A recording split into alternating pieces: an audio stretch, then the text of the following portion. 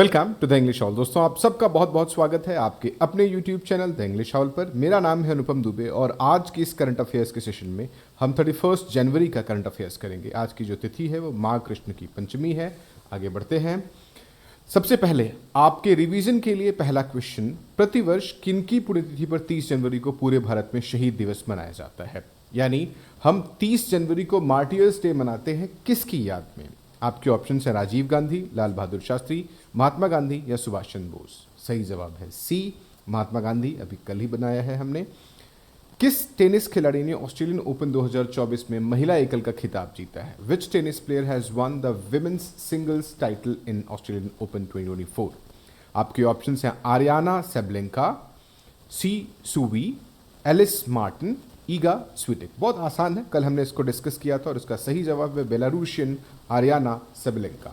आपने थंबनेल में भी इनकी पोस्टर देखी होगी।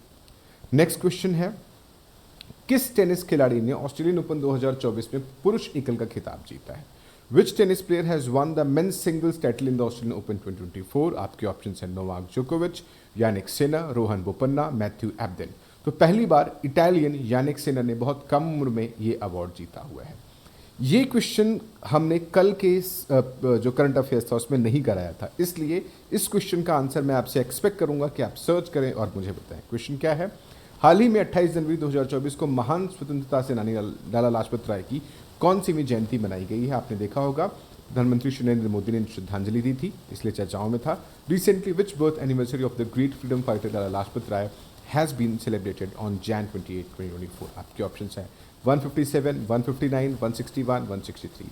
तो आपको इसका आंसर सर्च करके मुझे बताना है।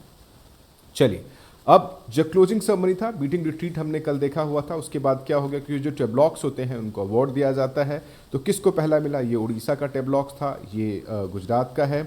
देखते हैं।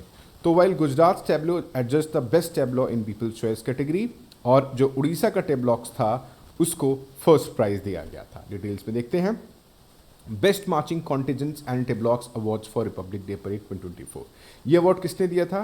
Given by the state of ministry of defence, Ajay Bhatt ने दिया था। रक्षा राज्य मंत्री जो है अजय भट्ट, उन्होंने दिया था। 16 tableaux from states and UTs and 9 from central ministries and departments had rolled Kartavya Path, यानी 16 टेबलॉक्स स्टेट से और यूटी से और 9 सेंट्रल मिनिस्ट्रीज डिपार्टमेंट से इस बार रोल आउट हुए थे कर्तव्य पथ पर। क्या हुआ? मिनिस्ट्री ऑफ टेबलॉक कैटेगरी में जजेस बेस्ट टेबलॉक इसको मिला हुआ है सेंट्रल मिनिस्ट्री डिपार्टमेंट में। Ministry of culture, Bharat mother of democracy को बेस्ट मिला हुआ है किस पे? मिनिस्ट्री टेबलॉक्स कैटेगरी में। पॉपुलर चॉइस टेबलॉक्स में किसको मिला हुआ है? सेंट्रल मिनिस्ट्री डिपार्टमेंट में। Vibrant villages, ministry of home affairs. तो दो चीजें मिल गई आपको, एक मिनिस्ट्री ऑफ कल्चर मिल गया, दूसरा मिनिस्ट्री ऑफ आपको होम अफेयर्स मिल गया। आगे बढ़ते हैं। इसका आपको जो PDF है वो टेलीग्राम पर मिल जाएगा। स्टेट एंड यूटी की कैटेगरी में फर्स्ट किसको मिला है? उड़ीसा को मिला हुआ है, विमेन एम्पावरमेंट इन विकसित भारत। सेकंड किसको मिला हुआ है? Gujarat, Dhordo, global icon of Gujarat border tourism. Third मिला है तमिलनाडु को, Kudavolai system in ancient Tamil Nadu, mother of democracy. People's choice category में फर्स्ट गुजरात को मिला है, ढोर दो में, सेम दोनों में था, global icon of Gujarat border. Second Uttar Pradesh को मिला है, विकसित भारत समृद्ध विरासत। थर्ड मिला है Andhra Pradesh, transforming school education in Andhra Pradesh. आपको ये लग रहा होगा कि ये जो पीपल्स चॉइस है ये कहाँ से मिला हुआ है? तो MyGov जब आप लॉगिन करते हो तो वहाँ पर ये वोटिंग होती है और उस वोटिंग के सिलेक्शन के आधार पर पीपल कैटेगरी में ये वोटिंग दी जाती है। जजेस की अपना सिलेक्शन क्राइटेरिया होता है। आगे बढ़ते हैं। अब हम परेड की बात कर लेते हैं। 75th रिपब्लिक डे परेड की बात कर लेते हैं।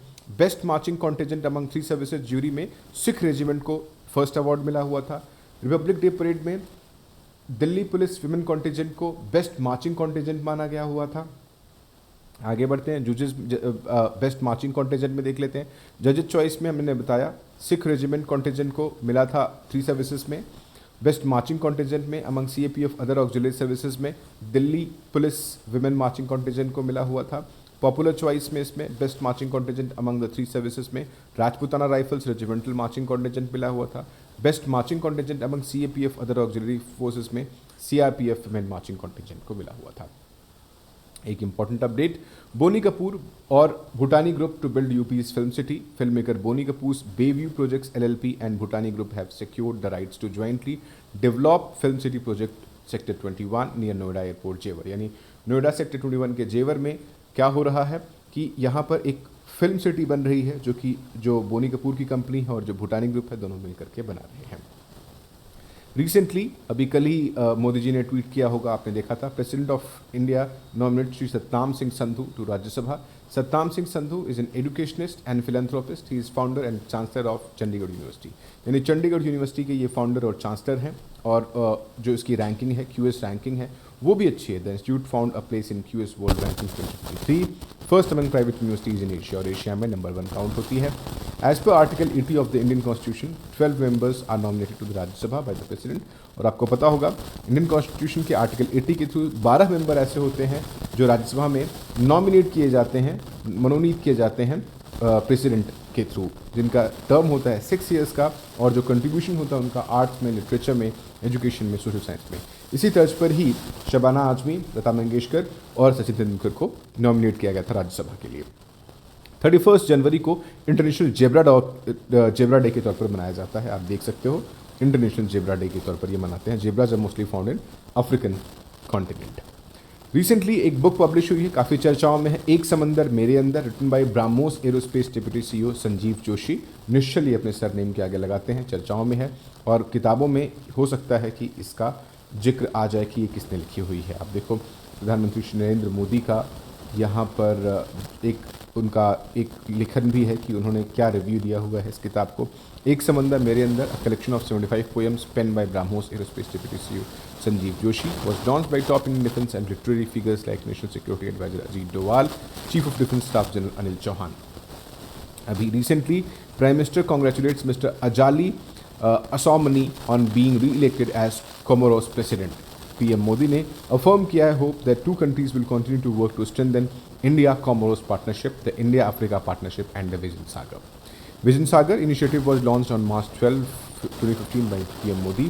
Security and growth for all in the region, Sagar is India's maritime cooperation doctrine of Indian Ocean region. देख लेते हैं डिटेल में।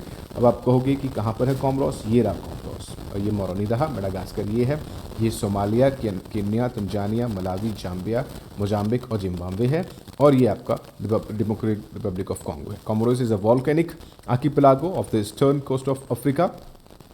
कैपिटल मोरोनी है, करेंसी इसकी कॉमोरियन फ्रैंक है। अभी रिसेंटली आपने शॉर्ट देख लिया होगा, the status report of snow leopards in India. अगर नहीं देखा है तो जाओ शॉर्ट देखो, आप बहुत अच्छा शॉर्ट दिया मैंने।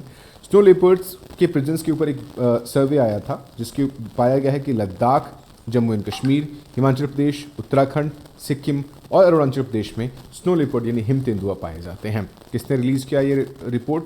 Union minister of environment, forest and climate change Bhupendra Yadav release the report on the status of snow leopards in India during the National Board for Wildlife meeting held in Delhi. किसके लिए release किया था?